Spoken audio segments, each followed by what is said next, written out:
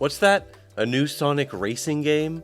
I don't need to make a video about that, it's probably gonna suck like the last one. Oh, seems like people are actually enjoying it?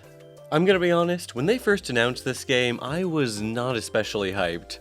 I adore Sonic and All-Stars Racing Transformed and genuinely consider it to be one of the greatest kart racers of all time. However, I was very disappointed by Team Sonic Racing.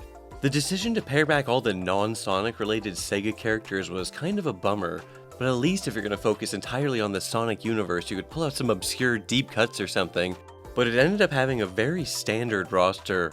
Overall, TSR wasn't like some unplayable abomination or anything, but it was just a very boring conventional kart racer that really did nothing for me. I never understood the point of the team racing gimmick, it seemed completely pointless and superfluous to me. Like, racing is an individual sport, that'd be like having team golf. I remember back when Mario Kart World was announced, the amount of doom and gloom about this game was unreal. People were posting shit like, just cancel it now. However, now things are a little different. Nintendo kinda shot themselves in the foot with their insistence on forcing players to play those boring-ass intermission tracks between the race courses. Sega actually leaned into their old Mario vs. Sonic marketing stuff and released an ad spoofing one back from the 90s. I will say, however, there is some cool tech in the new Mario Kart game, like wall riding and stuff, which I wouldn't mind seeing in a Sonic racing game. Kinda feels like Sonic should be the one doing like driving parkour and shit. Despite the CrossWorlds gimmick and the extreme gears and stuff, Sonic Racing feels more like a traditional kart racer than Mario Kart World in a lot of ways. The trick system is fun and all, but I'm a big fan of the more experimental movement tech stuff too. Just something to think about for the future. Anyways, I remember hype for this game started picking up around when the first leaks started coming out, and the first major leak for this game was SpongeBob SquarePants and Bikini Bottom being leaked. So this gives me a chance to talk about this game's roster. First, let's take a look at the Sonic Universe characters. All in all, it's a pretty good selection. I mean, just this alone is already bigger and better than the entire roster from Team Sonic Racing. It literally has every character from TSR with the exception of the Chow Racers. And you know me, I love Chow, but I was never really sold on the concept of Chow as kart racing drivers. I mean, it's kinda funny, but I can live without them. Then, in addition to the TSR characters, we've got the Babylon Rogues from Sonic Riders, Sage from Sonic Frontiers, Zaz from Sonic Lost World, and Eggpon from various games. I guess Sonic Heroes, since that was their first appearance. Plus we got Charmy and Espio to round out the Chaotix, so Vector isn't awkwardly paired up with Silver and Blaze for no reason. Oh yeah, and Super Sonic as an unlockable character, almost forgot about him. Look, I don't really give a shit about Zaz either, but if they're gonna keep insisting on including Zavok in all these games, then I guess it's nice for him to have a friend from the same shitty game he comes from. Eggpon is kind of a baffling inclusion, like even the in-game characters literally ask him, why are you here? Anyways, you know what time it is. This video is sponsored by 5CBD. Look, this is the third time in a row I've been sponsored by them. What the fuck do you want me to say? You already know what the deal is. Just buy the fucking gummies already. They taste good, they make you feel good. It's actually fucking pissing me off right now that I have to explain this to you. Every time you don't buy these gummies, you're actually stealing money from me. I don't have to explain it, you know it's true. So please, just buy these gummies, so they'll send me more free ones. But only buy if you're over 21, obviously. These aren't for stupid babies, only cool adults. Again, you should already know this deal, it's the same as last time, but you can get a free thing of watermelon gummies from 5, just pay shipping. And returning customers can get 50% off site-wide with the code CYBER50. Once again, buy the fucking gummies or go to hell. That's my personal motto. I'm gonna get it tattooed on my forehead. Please, just fucking buy them already. I'm literally begging you. Okay, back to the video. But anyways, it's a decent enough roster of modern Sonic characters. The inclusion of the Babylon Rogues already shows they're willing to at least try and throw in some fan service and deep cuts. Well, I mean, I don't really know how much of a deep cut these guys are. They aren't exactly super obscure among Sonic freaks, but they haven't shown up in a long time, so I was just happy to see them again. But anyways, enough about the Sonic characters. Who gives a shit about them when we can talk about the other upcoming guest and DLC characters? So first off, we have the free post-launch racers they've announced. Joker from Persona 5, Ichiban Kasuga from Yakuza, and Hatsune Miku from Hatsune Miku. Once again, I am happy to see popular Sega-related characters back. I really missed the and Sega All-Stars part of this franchise. Plus, it's nice to see all that kart racing practice Ichiban had in his own game is finally paying off. Although I definitely love to see some more obscure Sega weirdos show up, like my beloved Bonanza Bros. Next we have the Werehog as a pre-order bonus. I like the Werehog, well when I'm not actively playing one of his levels Unleashed, so I'm happy to see him get some love here too. Although it's kind of funny how Sonic and Supersonic and Werehog are all separate playable characters. Okay, time to talk about the elephant in the room. While it's very cool to have these guest characters, most of them are weirdly mute for some reason. Now I get they don't necessarily have time to write out full character interactions for like the rival screens and stuff, but we couldn't even get like a couple stock voice lines from the original games or something? Being mute makes them feel so lifeless. Like check out this great proof of concept Mr. Pasquale created for the Werehog. Sorry, I'm in a rush here! Let's go! Whoa, not bad! I know little girls! Alright, next is the Season Pass Sonic Prime Racers. I mean, to be honest, this is the kind of crossover stuff I was expecting when they first announced CrossWorlds. A lot of people seem to really hate this show, but I thought it was alright, even though the last third kind of dragged. Maybe it's just because I went in with insanely low expectations, but it had some interesting bits and pieces, so these characters are fine inclusions, even if they are basically glorified skins. And now we get to the Season Pass DLC characters, which will be releasing over the next coming months. First up, we have the aforementioned SpongeBob and Patrick as racers, along with the Bikini Bottom racetrack. I'm gonna be honest, the SpongeBob crossover kinda got an eyebrow raise from me. Seems kinda random, but hey, I like SpongeBob, and he's a very popular character, so I guess I kinda get it.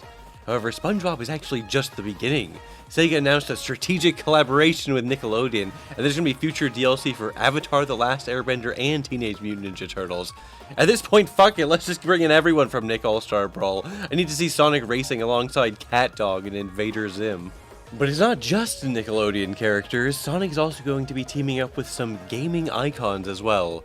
First announced was Steve from Minecraft. But not just Steve, Alex and a Creeper too, racing in minecarts, plus a Minecraft world-inspired track.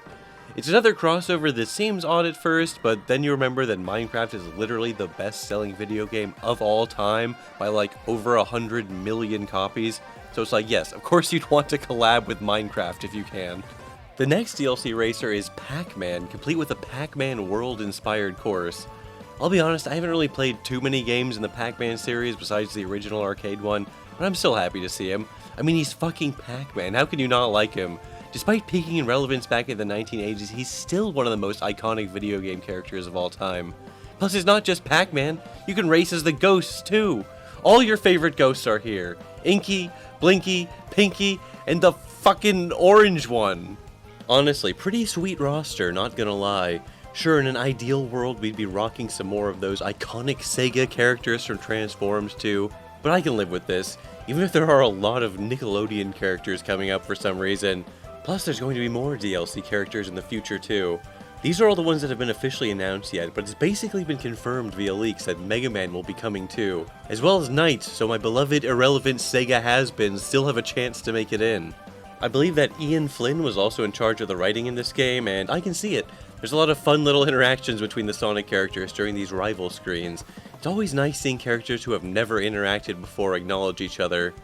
Okay, enough rambling about the fucking roster. What is this, Smash Bros? Let's actually talk about the game itself. And, it's good. It's a good and fun kart racing game. It definitely suffers a little bit from that classic kart racing thing where it can feel like races are sometimes decided by the item RNG in the third lap rather than pure racing skill, but it's still a fun time. Kart racers has never really been my favorite genre, so I'm not really sure I'm the best one suited to giving deep gameplay analysis, but I can definitely tell when something just isn't working for me, like with Team Sonic Racing. And by comparison, I was actually quite enjoying my time with CrossWorlds. I didn't realize how much in-depth kart customization there was going to be in this game. Like being able to mix and match the front and back of carts within a certain class. Even stuff like being able to scale and rotate decals was a nice touch. I was also surprised by how much I enjoyed the gadget system. Normally this amount of potential combos can feel overwhelming, but it was actually pretty easy to figure out which of these things complemented my playstyle, and experimenting with them was kind of fun. Also, I like Eggman's vehicle looking like the machine from the boss fight in Emerald Hill Zone. That's a bit of shameless pandering that 100% worked on me. I also really enjoyed seeing all the robot models in the Eggman Expo track. Yes, even the Death Egg robot. This game made me happy to see the Death Egg robot again. Honestly, the tracks in this game were pretty solid. Healthy mix of original locations and areas from previous games. Some track choices were even from games that kind of surprised me, like Secret Rings, Lost World, Shadow the Hedgehog, and Sonic Rush. I think I mentioned this before, but I've never really played the Riders series. That's one area of the Sonic franchise that's always been a bit of a blind spot for me. But playing this game was me considering doing a full Sonic Racing sub-series retrospective, and if I did that, I'd have to actually play the Riders series too. Well, the first 2 games anyways. I'm not touching that fucking Kinect piece of shit. The soundtrack is full of bangers, as is usual with Sonic games. Some really nice remixes in here. The intro movie was kind of whatever, which I only bring up to point out how much better the actual racing animation they made starring Shadow was. Like, what the hell? This should just be the opening animation. Maybe it's too long or something, but I don't know. It's pretty cool. Sonic Redline. You know, there are a lot of fucking items in this game. Maybe too many items, I don't know. But King Boom Boo is one of the items in this game. As everyone knows, King Boom Boo hates sunlight. So in CrossWorlds, they gave him some sunglasses, so now it makes sense he can show up anywhere. That's a nice little touch. It's also weird that, like, after 2 decades, they're randomly showing King Boom Boo some love. He was in the last Sonic Racing game, too. I'm not really sure how much the CrossWorld gimmick, where you get teleported to another track for lap 2, adds to the experience, but it doesn't detract from it either. I never minded it happening. A little bit of variety, mixing tracks together, definitely isn't the worst way to keep things fresh. Again, it's not like I hate it or anything, but if they announced the next Sonic Racing game would have normal 3-lap races, I also wouldn't be that sad about it. So yeah, this is the second Sonic game in a row to get a 9 from IGN, which is quite surprising. Not that IGN is some ultimate arbiter of truth, obviously, it's just that they're not particularly known for liking Sonic games, so that's gotta mean something. Sonic is on the upswing, baby! I remember when I first started making Sonic videos back in 2017, I mean non-Let's Play Sonic videos.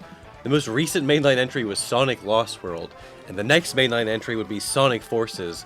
So apart from one brief moment basking in the radiant, transcendent glory of Sonic Mania, it was not really the best time to be a Sonic fan. But look at the series now. We've gone from absolute fucking dog water to getting relatively good reviews for a Sonic game to actually getting legit good reviews.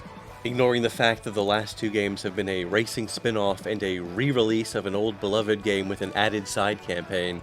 I mean, I'll let it slide because Shadow Generations was quite good, and being a little on the short side is definitely better than being overly bloated and long. Anyways, I'll have another Sonic vid talking about all the stuff I missed, like Shadow Generations and the 3rd movie, and plenty of other Sonic crap to discuss soon, don't worry. But I just wanted to get a quick first impressions video out to say, yeah, Sonic CrossWorlds is actually pretty good. I was wrong. Well, I mean, I wasn't really wrong, because I never actually publicly said anything about this game up until now. But in my head, I was like, yeah, whatever, the game's probably gonna be mid. Definitely not better than Transformed. And I mean, I don't know if I'm ready to say it's definitively better than Transformed. I need to spend some more time with it and play as Minecraft Steve first. But the fact I even have to think about it at all is kind of a huge W for this game.